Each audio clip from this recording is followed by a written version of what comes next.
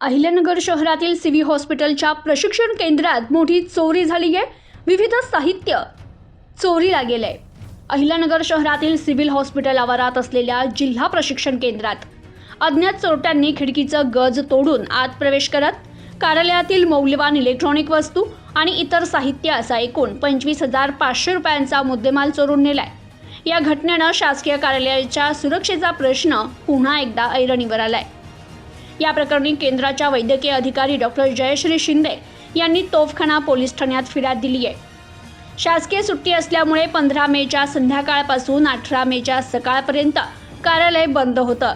सकाळी कर्मचारी योगेंद्र पालवे हे कार्यालयात आले असता त्यांना दरवाजा आतून बंद असल्याचं आणि वातानुकूलित यंत्र अर्थात एसी सुरू असल्याचं आढळलं।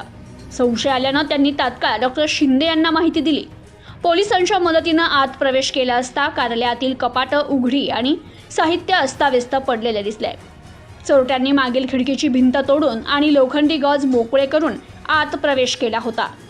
चोरट्यांनी या कार्यालयातून एक amplifier, 2 projector, 3 computer sound system, 3 geyser, एक DVD player, 2 mic stand, video camera, photo camera आणि 60 फूट केबल वायर चोरून नेली आहे। घटनेची माहिती मिळताच पोलिसांनी श्वान पथक आणि ठसे तज्ज्ञांना घटना ठिकाणी पाचारण केलं होतं। तर या चोरीचा अधिक तपास पोलीस अंमलदार सुनील अंधळे हे करतायत। प्रतिनिधी मोहसिन शेख, न्यूज टुडे 24, अहिल्यानगर।